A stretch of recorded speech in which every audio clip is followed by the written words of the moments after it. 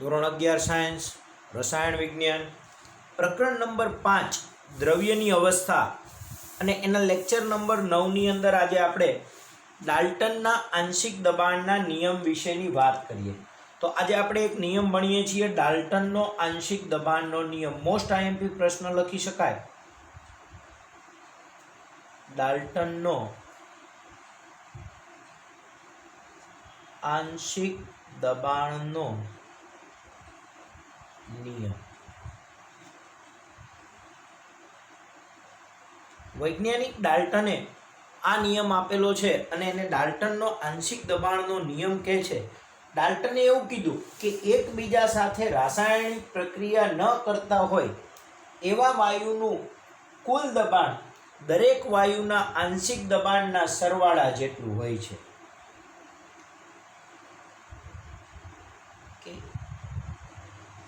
એકબીજા સાથે રાસાયણિક પ્રક્રિયા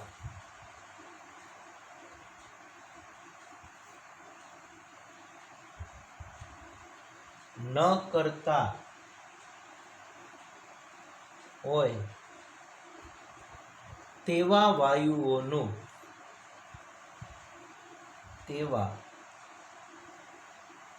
વાયુઓના મિશ્રણનું કુલ દબાણ તેના વ્યક્તિગત વાયુના આંશિક દબાણના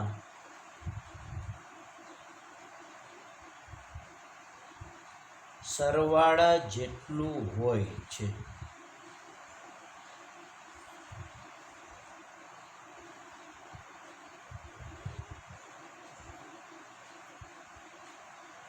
સરવાળા બરાબર થાય છે.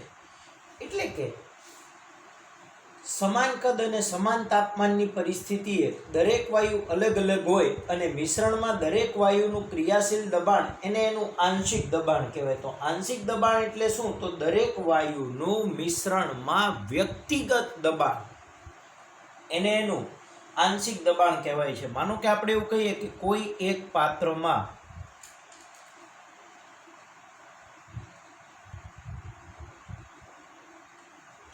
વાયુ 1, 2, 3 વગેરે એક સાથે મિશ્ર કરવામાં આવે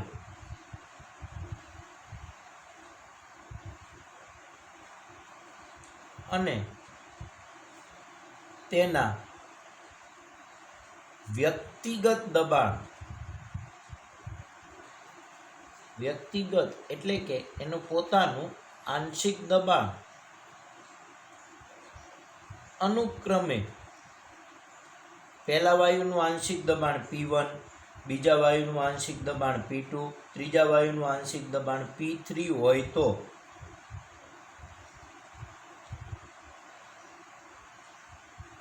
પાત્રનું કુલ દબાણ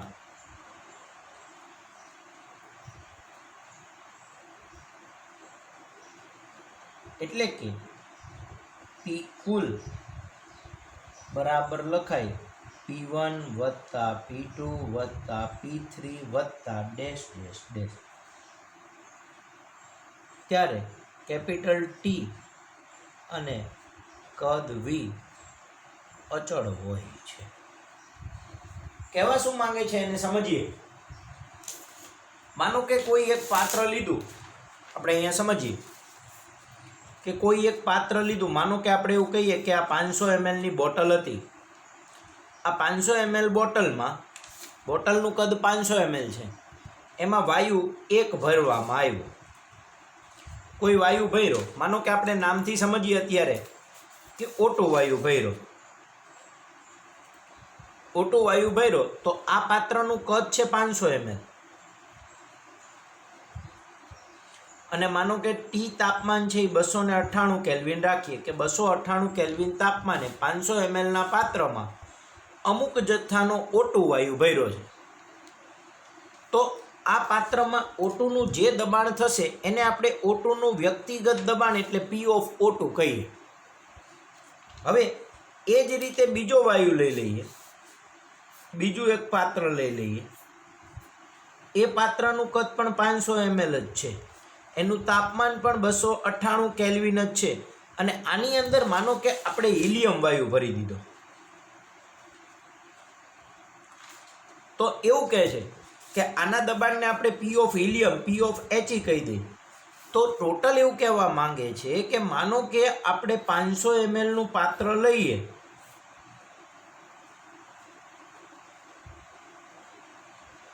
અને 298 કેલ્વિન તાપમાન રાખીએ, અને આ ઓક્સિજન અને આ હિલિયમ O2 વત્તા હિલિયમ બે ભેગા કરવામાં આવે, આ એકબીજા સાથે રાસાયણિક પ્રક્રિયા કરતા હોવા જોઈએ નહીં.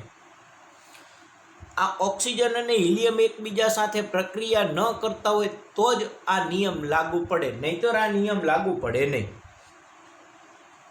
તો એવું કહે છે કે એકબીજા સાથે પ્રક્રિયા નથી કરતા. માનો કે આમાં જેટલો O2 લીધો તો જેટલો હિલિયમ આમાં લીધો એટલો જ O2 ને હિલિયમ બે અહીં ભેગો કરી નાખ્યો. તો આ પાત્રનું કુલ દબાણ P ટોટલ એ બંનેના આંશિક દબાણના સરવાળા જેટલું છે, પણ ત્યારે T અને V અચળ હોવું જોઈએ, એટલે કે પાત્રનું કદ જેટલું અહીંયા હોય એટલું જ અહીંયા હોવું જોઈએ, જે તાપમાન અહીંયા હોય એ જ તાપમાન અહીંયા હોવું જોઈએ. તો આ પાત્રનું કુલ દબાણ એટલે કે P ટોટલ એ આ બંનેના આંશિક દબાણના સરવાળા જેટલું એ P ઓફ O2 વત્તા P ઓફ હિલિયમ જેટલું હોવું જોઈએ. તો પાત્રનું કુલ દબાણ એ દરેક વાયુના આંશિક દબાણના સરવાળા જેટલું હોય છે. બે પાત્ર લીધા એક જ સરખા 500 ml ના, 298 કેલ્વિન તાપમાને રાખ્યા. પહેલામાં O2 વાયુ ભર્યો અને દબાણ માપી લીધું તો એને P ઓફ O2 લખી નાખ્યું. માનો કે આપણે એવું કહીએ કે P ઓફ O2 છે એ 300 મિલીમીટર પારાની ઊંચાઈ છે. હિલિયમ ભર્યો અને હિલિયમનું પાત્રમાં દબાણ માપ્યું તો આ 200 મિલીમીટર પારાની ઊંચાઈ જેટલું દબાણ મળે છે.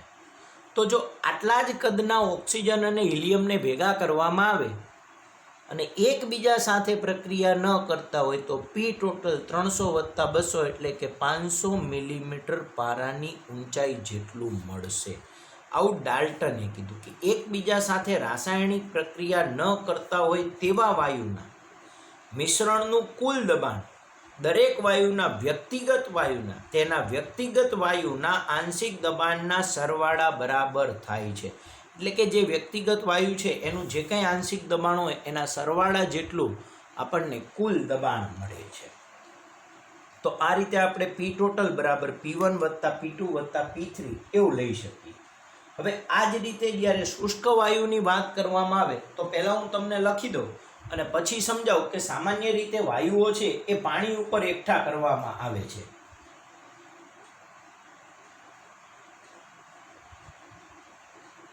સામાન્ય રીતે વાયુઓ પાણી પર એકઠા કરવામાં આવે છે.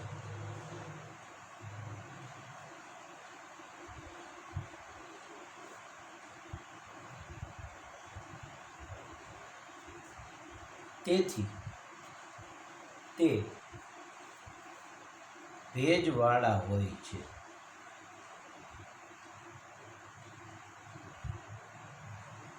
વાયુઓ સામાન્ય રીતે કેવા હોય છે તો કે ભેજવાળા હોય છે. તેથી સૂકા વાયુનું દબાણ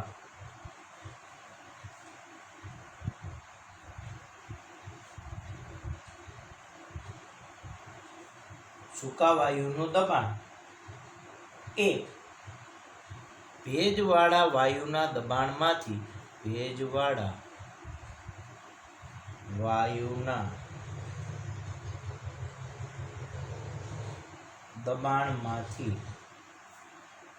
પાણીનું બાષ્પ દબાણ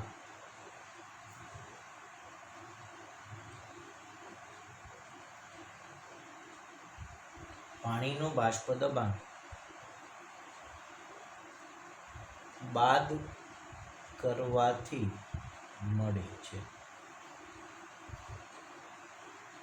અને સંતૃપ્ત પાણીની બાષ્પ દ્વારા થતા દબાણને એનું જલીય તાણ એટલે પાણીનું બાષ્પ દબાણ કહે છે. અને પાણીનું બાષ્પ દબાણ છે એને આપણે P(H2O) તરીકે ઓળખીએ છીએ. શું કહે છે સમજો, આગળનું બહુ વિચાર જરૂર નથી. માનો કે આપણે કોઈ એક રાસાયણિક પ્રક્રિયા કરી હતી. આ એક પાત્રમાં કોઈ એક વાયુ આપણે ભેગો કર્યો. માનો કે આ પાણી લીધું હતું, માધ્યમ જલીય હતું, અને આમાં કંઈક રાસાયણિક પ્રક્રિયા આપણે એને ગરમ કર્યું. કંઈક રાસાયણિક પ્રક્રિયાથી અહીંયા વાયુ મળ્યો. તો આમાં આપણને મળતો વાયુ વત્તા H2O ગેસ, આ બે ભેગું હશે કે આ ચોક્કસ તાપમાનની સાપેક્ષે એમાં પાણીની બાષ્પ પણ રહેલી હશે. આ હવે માનો કે આપણે આ ઉપરના ભાગની વાત કરીએ તો આ ઉપરના ભાગનું જે કાંઈ દબાણ મળે એને આપણે કુલ દબાણ P ટોટલ કહીએ.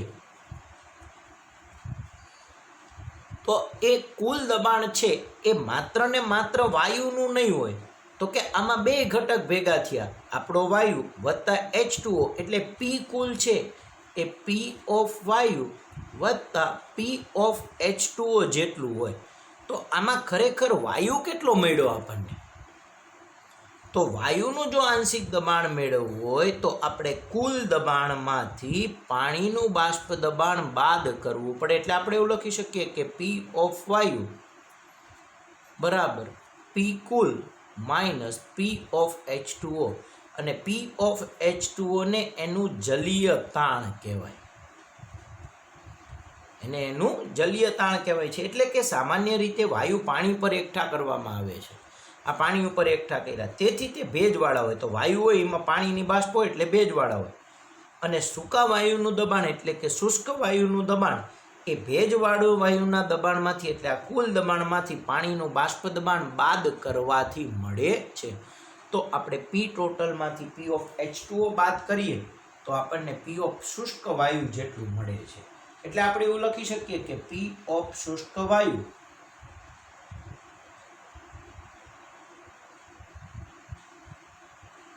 બરાબર P cool minus P of H2O, જ્યાં P ઓફ H2O ને એનું જલીય તાણ પણ કહેવામાં આવે છે. તો આપણે ડાલ્ટનના આંશિક દબાણમાં આ બે સૂત્રને ખાસ યાદ રાખવાના છે. ત્રીજું એક સૂત્ર છે એને પછી હું તમને સમજાવું.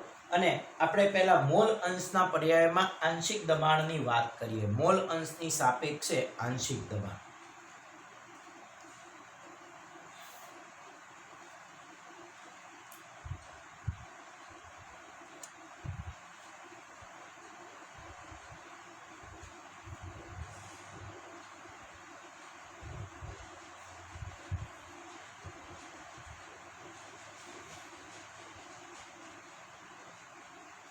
મોલ અંશની સાપેક્ષે આંશિક દબાણ. માનો કે આપણે એવું કહીએ કે કોઈ એક પાત્રમાં કોઈ એક V કદના પાત્રમાં કેપિટલ T તાપમાને 3 વાયુ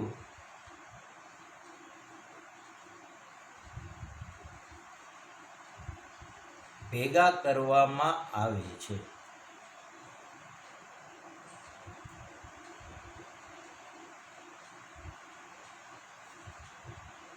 જેમાં વાયુ 1 ના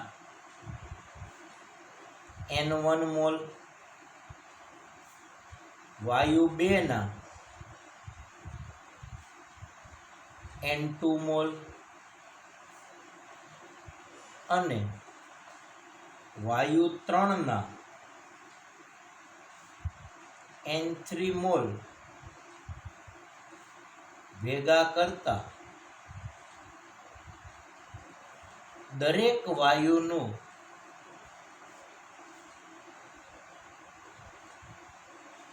આંશિક દબાણ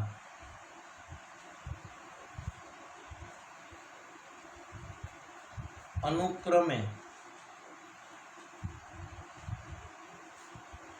P1 P2 P3 હોય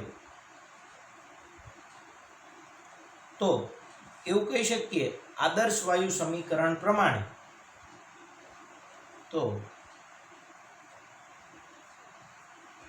આદર્શ વાયુ સમીકરણ PV બરાબર nRT પ્રમાણે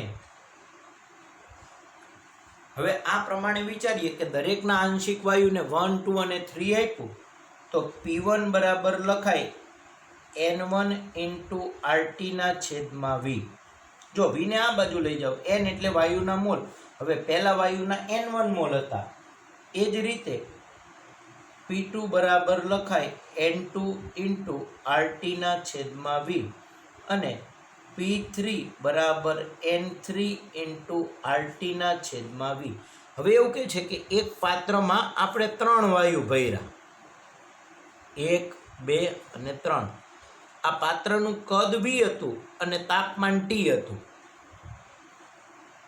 આ પહેલા વાયુના N1 મોલ, બીજા વાયુના N2 મોલ અને ત્રીજા વાયુના N3 મોલ ભેગા કર્યા તો આપણને ખબર છે કુલ દબાણ છે એ ત્રણેયના આંશિક દબાણના સરવાળા જેટલું થશે. તથા ડાલ્ટનના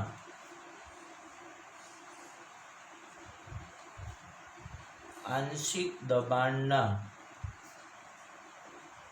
નિયમ પ્રમાણે P કુલ દબાણ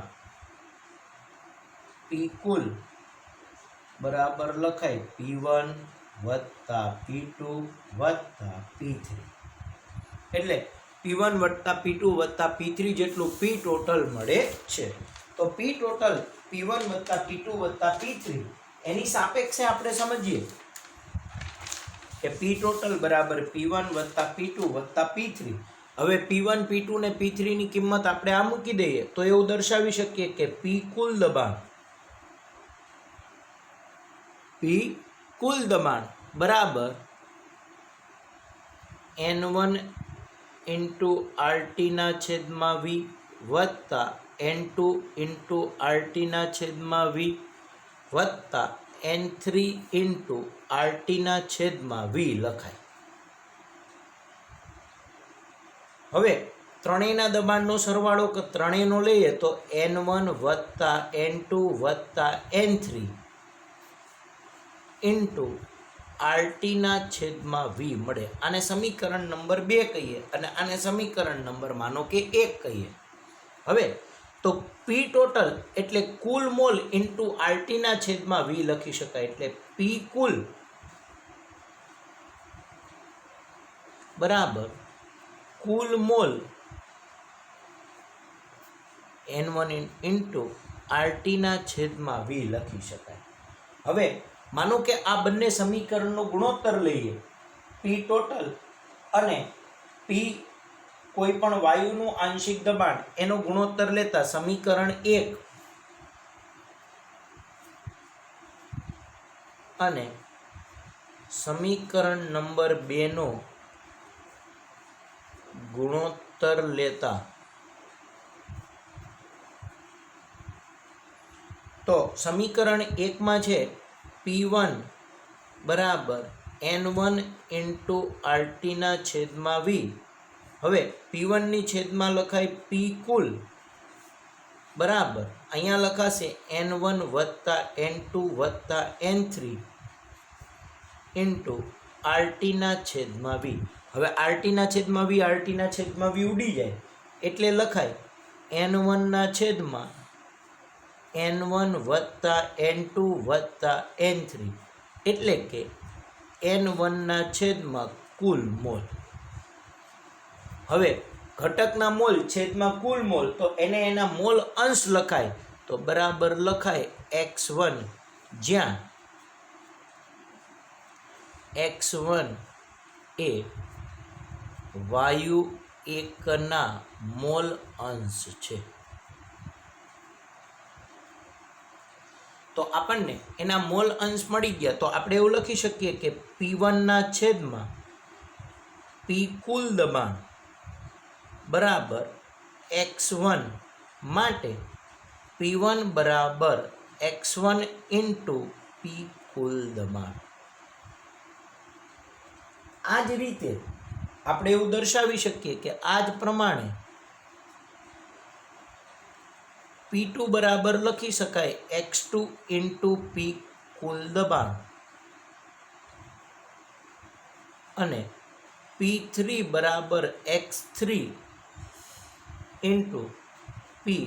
હવે કુલ દબાણની જગ્યાએ ઘણી બધી વખત ટોટલ પણ લખેલું હોય, એટલે કે હવે આના બદલે માનો કે આપણે I મૂકી દઈએ કે કોઈ પણ બીજા બે વાયુ માટે, તો સામાન્ય રીતે લખી શકીએ કે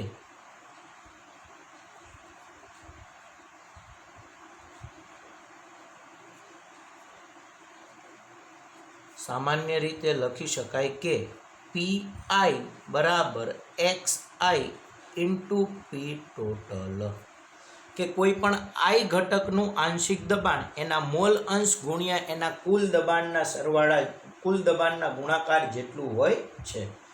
તો કુલ દબાણ જાણતા હોય તો આપણે આંશિક દબાણ નક્કી કરી શકીએ, ને આંશિક દબાણ જાણતા હોય તો કુલ દબાણ પણ નક્કી કરી શકીએ છીએ. તો આપણે જુદા જુદા સમીકરણની સાપેક્ષે અહીંયા દાખલા ગણવાના છે. એમાં સૌથી પહેલા એક તો આ સમીકરણ વપરાશે, બીજું આ સમીકરણ વપરાશે, ત્રીજું આ સમીકરણ વપરાશે અને ચોથું આ સમીકરણ વપરાશે. તો આપણે આ ચાર સમીકરણની સાપેક્ષે સામાન્ય રીતે દાખલા ગણવાના થાય છે. ટોટલ આપ્યું હોય ને વ્યક્તિગત ગોતવાનું હોય, અથવા વ્યક્તિગત આપ્યું હોય કા વાયુના મોલ ને જથ્થો આપ્યો હોય અને આપણે આંશિક દબાણ ગોતવાનું હોય, તો આવા 2 થી 3 દાખલા આપણે નેક્સ્ટ લેક્ચરમાં ભણીશું. તો અહીંયા ડાલ્ટનનો આંશિક દબાણનો નિયમ પૂરો થાય છે. હવે એક નાનો એવડો ટોપિક આપણી ટેક્સ્ટબુકમાં આપ્યો છે, એને હું અહીંયા સમજાવી દઉં કે વાયુમય પદાર્થની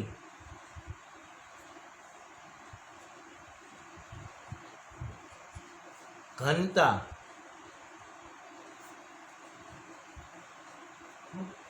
અને તેના મોલર દળની સાપેક્ષનું સૂત્ર. વાયુમય પદાર્થની ઘનતા અને એની મોલર દળની સાપેક્ષનું એક સૂત્ર આપણે ભણવાનું છે કે આદર્શ વાયુ સમીકરણ પ્રમાણે. હવે આદર્શ વાયુ સમીકરણથી આ ભણવાનું છે, એટલે આપણે અલગથી લખીએ કે આદર્શ વાયુ સમીકરણ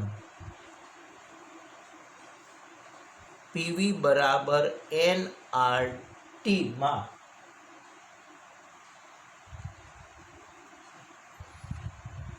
હવે આપણે PV બરાબર nRT છે એને આપણે ઘનતાના સ્વરૂપમાં મૂકવું હોય તો n ના છેદમાં v લખાય, એટલે કે દળના છેદમાં કદ લખતા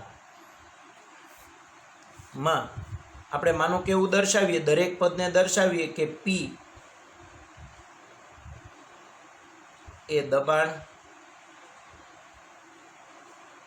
V વાયુનું કદ, N વાયુના મોલ,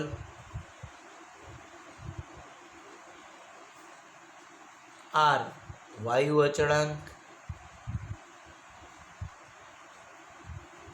અને કેપિટલ T એ તાપમાન દર્શાવે છે. હવે વાયુના મોલ માટે આપણે સ્મોલ m ના માનો કે એવું કહીએ કે વાયુનું દળ સ્મોલ m ગ્રામ તથા તેનું મોલર દળ કેપિટલ M ગ્રામ હોય, કેપિટલ M ગ્રામ પ્રતિ મોલ હોય, તો વાયુના મોલ n બરાબર સ્મોલ m ના છેદમાં કેપિટલ M લખી શકાય. હવે એને કિંમત મૂકી દો તો માટે લખાય પીવી બરાબર સ્મોલ એમના છેદમાં કેપિટલ એમ ઇન્ટુ આરટી. હવે ઘનતા બરાબર દળના છેદમાં કદ એટલે એમના છેદમાં વી લાવો ને આને આમ લઈ જાઓ તો આપણે એવું કહી શકીએ કે એમના છેદમાં વી આરટીને આમ લઈ જઈએ તો આના ઉપરથી લખાય કે પીના છેદમાં આરટી બરાબર સ્મોલ એમના છેદમાં વી ઇન્ટુ 1 કેપિટલ એમ. હવે ઘનતા બરાબર દળના છેદમાં કદ એટલે એમના છેદમાં વી માટે ઘનતા લખતા હવે તો આના પ્રમાણે ઘનતા મૂકી દઈએ તો m/v બરાબર દળના છેદમાં કદ બરાબર ઘનતા ડી લેતા તો આપણે એવું દર્શાવી શકીએ કે ડીના છેદમાં એમ બરાબર પીના છેદમાં આરટી. તો ડીના છેદમાં એમ બરાબર પીના છેદમાં આરટી લખાય. હવે આણ્વીય દળને સૂત્રનો કરતા બનાવો તો એમને કરતા બનાવો તો એમને આમ લઈ જાઓ નાને આમ લઈ જાઓ તો ડી આરટીના છેદમાં પી લખાય છે. તો એમ બરાબર ડીઆરટીના છેદમાં પી આવે. ઘણી બધી વખત ઘનતા ઉપરથી અણુભાર અને અણુભાર ઉપરથી ઘનતા ગોતવાની વાત આવે ત્યારે તમારે આ સૂત્રનો ઉપયોગ કરવાનો છે. તો આજે આપણે ભણ્યા ડાલ્ટનનો આંશિક દબાણનો નિયમ. નેક્સ્ટ લેક્ચરમાં હું તમને આ ડાલ્ટનના આંશિક દબાણના નિયમના દાખલા ગણાવીશ જે તમારા માટે મોસ્ટ આઈએમપી છે. આ નિયમ પણ આપણા માટે ખૂબ જ મહત્વનો છે એટલે આ નિયમની સાબિતી જો પ્રશ્નમાં પૂછાય તો તમારે અહીંયાથી અહીંયા સુધી લખવી પડે. 3 માર્કમાં આ પ્રશ્ન પૂછાય, મોસ્ટ આઈએમપી પ્રશ્ન છે ડાલ્ટનનો આંશિક દબાણનો નિયમ. તો તમારે આ પ્રશ્નને અહીંયાથી માંડીને અહીંયા સુધી તૈયાર કરીને લખી નાખવાનો. ડાલ્ટનનો આંશિક દબાણનો નિયમ સમજાવવો. આ પ્રશ્ન મોસ્ટ આઈએમપી છે. કાં તો પ્રશ્ન પૂછાય ને કાં તો પ્રશ્નની સ્વરૂપના દાખલા પૂછાય. તો તમારે બધાએ આ બે વસ્તુને ખાસ તૈયાર કરવાની છે. ડાલ્ટનના આંશિક દબાણના નિયમ ઉપરના દાખલા હું તમને નેક્સ્ટ લેક્ચરમાં ગણાવીશ અને એની સાપેક્ષે આપણે બીજા જે કંઈ દાખલા ગણવાના છે એ પણ હું તમને ગણવા માટે આપીશ. તો તમારે ડાલ્ટનના આંશિક દબાણના નિયમ ઉપરના દાખલા ગણવાના થશે. તો ચેપ્ટરની અંદર ઘણું બધું પૂરું થઈ જશે. આના પછી 1-2 ટોપિક માંડ બાકી રહે છે વ્યવસ્થિત ભણવાના. પછી આ ચેપ્ટર લગભગ પૂરું થવા આવી જશે. એનસીઆરટીના અભ્યાસક્રમ પ્રમાણે જે કાંઈ ડિલીટેડ કોર્સ કર્યો છે એને હું ધ્યાનમાં લેતો નથી એટલે ટેક્સ્ટબુકમાં એના પછી વાયુના ગતિજ વાદની વાત છે અને એમાં જુદી જુદી ઝડપની વાત છે કે સરેરાશ ઝડપ ને સરેરાશ વર્ગી ઝડપનું વર્ગમૂળ ને મહત્તમ સંભવ્ય ઝડપ ને એની વિતરણનો આલેખ ને એવું બધું છે એ ટેક્સ્ટબુકમાંથી આ વખતે કોવિડના કારણે અભ્યાસક્રમમાંથી એનસીઆરટીએ દૂર કરેલું છે એટલે આપણે હાલ પૂરતું એનો અભ્યાસ કરવાનો થતો નથી. કદાચ જો કંઈ ગુજરાત બોર્ડ પ્રમાણે એમાં આવશે તો પછી હું તમને એને પાછળથી અભ્યાસ કરાવીશ.